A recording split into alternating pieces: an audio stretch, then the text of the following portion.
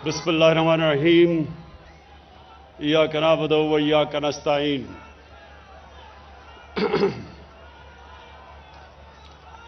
मैं शुक्रिया सदीक खान, शुक्रिया। अच्छा जी, बिस्मिल्लाहिर्रहमानिर्रहीम। इय्याक नअबुदु व इय्याक नस्तईन। डॉक्टर यास्मीन, थोड़ी खामोशी। डॉक्टर यास्मीन, आप तो डॉक्टर हैं और आपको पूरी तरह इल्म है कि एक घराने में, गरीब घराने में अगर एक बीमारी होती है और उस घर के ऊपर क्या गुजरती है। मुझे इस चीज़ का कभी इल्म नहीं था जब तक मेरी वालदा को कैंसर नहीं हुई। तब तक अल्लाह ने कभी मुझे ना कुछ सामना करवाया था बीमारियों का, ना मैंने कभी अपने घर में बीमारी देखी थी। तो मुझे कभी अंदाज़ा नहीं था कि एक घर के ऊपर किस तरह की बेबसी आती है। जब आपके घर में कोई बीमार हो, आपकी बहन, बच्चे, माँ बाप, और आप उनका इलाज ना करवा सकें, क्योंकि उस वक्त पाकिस्तान में कोई कैंसर हॉस्पिटल नहीं था और मुझे पहले तो अपनी वालदा को मुल्क से बाहर ले जाना पड़ा। फिर जब उनकी चौथी स्टेज पे कैंसर चली गई तो मुझे पाकिस्तान में मैं उनको लेके आया। और वो जो दिन थे कि जब उनकी वफात हुई और उससे पहले जब वो यहां आई, वो जो 3 महीने थे, उसमें जो हमारे घर के ऊपर बेबसी आई और जो जिस तरह का मेरे घर के ऊपर अल्लाह का ये अजाब था एक किस्म का कि हम कुछ कर भी नहीं सकते थे, कोई अस्पताल भी नहीं था, और फिर अपनी वालदा को तकलीफ में देखा। तो तब मैंने ये सोचा कि हमारे पास तो वसाइल भी थे, फिर भी इतनी मुश्किलों से हमें गुजरना पड़ा, तो एक गरीब घराने के ऊपर क्या गुजरती है। और फिर मुझे पता चला कि गरीब घरानों पे क्या गुजरती थी। लोग अपना सब कुछ बेच देते थे। मैं कैंसर की बात कर रहा हूं, बहुत महंगा इलाज है कैंसर का। घर में सब कुछ बेच देते थे, मकरूज हो जाते थे। मरीज तो जाता था, साथ घर वाले भी तबाह हो जाते थे। तो इसलिए शौकत खानम कैंसर का मैं हॉस्पिटल बनाने का सोचा। और फिर जब शौकत खानम कैंसर हॉस्पिटल बना तो मैंने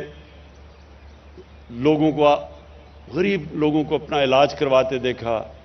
और फिर मैंने देखा कि जब वो कोई वहां से जब वो ठीक होते थे तो वो कितनी अल्लाह से दुआएं देते थे अल्लाह को। तो तब मैंने ये मैं बात कर रहा हूं आज से 24-25 साल पहले की।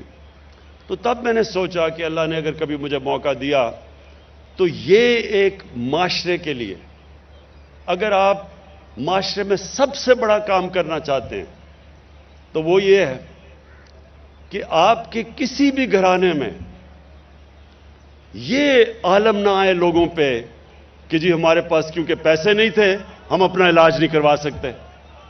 ये सबसे ज्यादा मुश्किल वक्त किसी इंसान के ऊपर गुजरता है, बच्चों के ऊपर, अपने मां बाप को देख के, मां बाप को अपने बच्चों को देख के।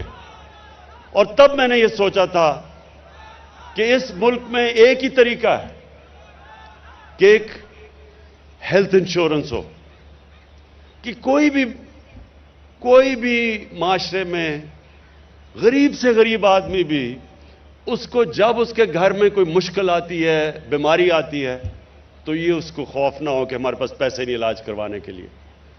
तो मैं आपको एक रियासत मदीना की लोग बात करते हैं क्योंकि उनको ज़्यादातर लोगों को समझ नहीं है रियासत मदीना की, इसलिए हमने रहमतुल्लिल आलमीन अथॉरिटी बनाई है ताकि अपने बच्चों को भी पता चले, हमारे यूथ को पता चले, हमारे हर लोगों को पता चले कि असल में सीरत नबी क्या थी, वो कितना बड़ा दुनिया की तारीख का इनकलाब आया था जिसको हम रियासत मदीना कहते हैं। اس میں ایک پوائنٹ آپ کو سب کو سمجھنا ہے کہ جب نبی صلی اللہ علیہ وسلم نے ریاست مدینہ اس کی سربراہی سنبھالی تو مسلمان غریب ترین تھے. زیادہ تر تو لوگ ہجرت کر کے آئے تھے, کچھ بھی نہیں تھا ان کے پاس. لیکن اس کے باوجود کہ غربت کی انتہا تھی, انہوں نے تب فیصلہ کیا کہ ہم اس کو ایک فلاحی ریاست بنائیں گے. انہوں نے یہ فیصلہ کیا کہ ریاست ذمہ داری لے گی اپنے کمزور لوگوں کی. تو دنیا کی تاریخ کی پہلی فلاحی ریاست بنائی. اب پوائنٹ یہ ہے کہ جو ریشنلٹی ہے یا عقل تو یہ کہتی ہے کہ آپ کو تب فلاحی ریاست بنانی چاہیے جب آپ کے پاس پیسے ہوں. ہاں جی, اسکینڈینیویا میں بڑے پیسے ہیں ان کے پاس, تو ان کی بہترین فلاحی ریاست ہے. لیکن مدینہ کی ریاست میں تو پیسے نہیں تھے. تو اللہ ہمیں جب ہم اس کو اسٹڈی کرتے ہیں تو اللہ ہمیں کیا بتا رہا ہے کہ پہلے آپ ایک ریاست میں انسانیت لے کے آتے ہیں, پھر اس ریاست کے پاس پیسہ آتا ہے. جو ریاستیں انتظار کرتی ہیں, ہم تو کب سے انتظار کر رہے ہیں, 74 سال سے انتظار کر رہے تھے کہ پاکستان میں جب پیسہ آئے گا تو ہم اس کو فلاحی ریاست بنائیں گے. ہماری آبجیکٹو ریزولوشن وہ واضح کہتی ہے کہ پاکستان نے ایک اسلامی فلاحی ریاست بننا تھا, نہیں بنی. کیونکہ جو حکمران تھے وہ انتظار کر رہے تھے کہ جی پہلے پیسہ آئے گا, ہم امیر ہوں گے, پھر ریاست بنے گی, فلاحی ریاست بنے گی. لیکن مدینہ میں نبی صلی اللہ علیہ وسلم نے ثابت کیا کہ پہلے ایک انسانیت کا نظام آتا ہے, پھر اللہ خوشحالی لے کے آتا ہے. پہلے خوشحالی نہیں آتی اور پھر آپ اس کو فلاحی ریاست بنائیں. کیونکہ یہ میرا ایمان ہے کہ جب آپ اللہ کو خوش کرتے ہیں, اور اللہ خوش تب ہوتا ہے جب آپ اس کی مخلوق کی خدمت کرتے ہیں. اور سب سے زیادہ دعائیں لگتی ہیں آپ کو دکھی انسانیت کی. جب ایک انسان تکلیف میں ہوتا ہے, کیونکہ اللہ تو سب سے زیادہ پیار کرتا ہے اپنے انسانوں سے, تو اس کی دعائیں لگتی ہیں. جب میں نے شوکت خانہ بنایا, ہاسپٹل کھلا, باہر سے ہم چیف ایگزیکٹو لے کے آئے, اس نے پہلی بورڈ میٹنگ میں کہا کہ جناب آپ نے اگر 5% مریضوں سے زیادہ مفت علاج کیا, یہ کینسر ہاسپٹل آپ کا 3 مہینے میں بند ہو جائے گا. یہ 1995 کی میں بات کر رہا ہوں. مارچ میں وہ میٹنگ ہوئی بورڈ آف گورننس کی. اس نے کہا کہ کبھی دنیا میں کوئی پرائیویٹ ہاسپٹل نہیں چل سکتا, کینسر کا ہاسپٹل نہیں چل سکتا جدھر آپ 5% مریضوں سے زیادہ مفت علاج کریں. 75% مریضوں کا ہم نے مفت علاج تب سے شروع کیا. آج سے آج تک دنیا میں واحد کینسر ہاسپٹل ہے جو پرائیویٹ کینسر ہاسپٹل 75% مریضوں کا مفت علاج کر رہا ہے. اور صرف وہیں علاج نہیں کیا, پشاور میں اتنا پیسہ ہے کہ دوسرا کینسر ہاسپٹل کھڑا کر دیا, اور تیسرا کراچی میں انشاءاللہ سب سے بڑا کینسر ہاسپٹل بننا شروع ہوا ہے. میں آپ کو یہ کھڑا مثال آپ کے سامنے ہوں. آج تک کوئی یہ نہیں بتا سکا کہ کیسے ایک پرائیویٹ کینسر ہاسپٹل 75% مریضوں کا مفت علاج کرتے ہوئے آج بھی چل رہا ہے. ہر سال پچھلے سال سے زیادہ پیسے آتے ہیں. 70 کروڑ میں جو ہاسپٹل بنا تھا, سالانہ خرچہ اس کا آج غریب مریضوں پہ 10 ارب روپیہ ہے. 10 ارب روپیہ سالانہ خرچہ ہے غریبوں کا علاج کرتے ہوئے. 70 کروڑ میں ہاسپٹل بنا تھا. اس کی کیا لاجک ہے؟ آپ یہ کیسے ایکسپلین کریں گے؟ سوائے اس کے یہ عقل سے نہیں آپ کرتے, یہ دل سے کرتے ہیں, اور اللہ کی برکت آتی ہے اوپر. اسی طرح پاکستان پہ اللہ کی برکت آئے گی. جب کرونا آیا, میں آپ کو دوسری مثال دیتا ہوں. جب یہاں کرونا ہوا आपको पता नहीं याद है या नहीं, 3 महीने मुझे ऑपोजिशन ने मुसलसल बुरा भला कहा कि जनाब ये लॉकडाउन नहीं कर रहा। मुझे नरेंद्र मोदी की मिसाल दी कि देखे हिंदुस्तान में उसने लॉकडाउन लगा दिया है। किसी ने कहा जी इसके ऊपर FIR काटनी चाहिए जो भी मरता कोरोना से। जो ऑपोजिशन ने, आपको पता नहीं याद है नहीं, असेंबली में, अखबारों में बुरा भला, मैंने क्यों नहीं लॉकडाउन पूरी तरह लगाया? मैं बार बार लोगों से एक सवाल पूछूं कि वो दिहाड़ीदार का क्या बनेगा जो दिहाड़ी करता है और बच्चों को खिलाता है? वो जो हफ्ते में काम करके जो वीकली वेज लेता है, वो उसका क्या बनेगा? टैक्सी ड्राइवर का क्या बनेगा? रिक्शे वाले का क्या बनेगा? छाबड़ी वाले का क्या बनेगा? कोई जवाब नहीं देता था। क्योंकि हमारी बदकिस्मती ये है, जो हमारे पैसे वाले लोग हैं, जो एलीट है, उसको फिक्र ही नहीं है आम आदमी की। तो मुझे कह रहे हैं कि लॉकडाउन लगा दो, जवाब नहीं दे रहा है कि वो कैसे अपना पेट पालेगा। चाइना ने जब वुहान प्रोविंस के अंदर लॉकडाउन लगाया था तो एक एक घर पे उन्होंने खाना पहुंचाया था। तो मैं उनसे पूछता था कि क्या हम घरों में खाना पहुंचाएंगे इन लोगों के? क्या वो जो कच्ची आबादियां जिधर 8-8 लोग एक कमरे में हैं, उनका क्या बनेगा? कोई जवाब नहीं देता था। लेकिन लॉकडाउन लगा दो। आज पाकिस्तान की दुनिया में मिसाल दी जाती है। दुनिया आज मानती है कि एक मुल्क, अपनी हम बात नहीं कर रहे, ये इकोनॉमिस्ट मैगजीन आज 172 मुल्कों में कह रही है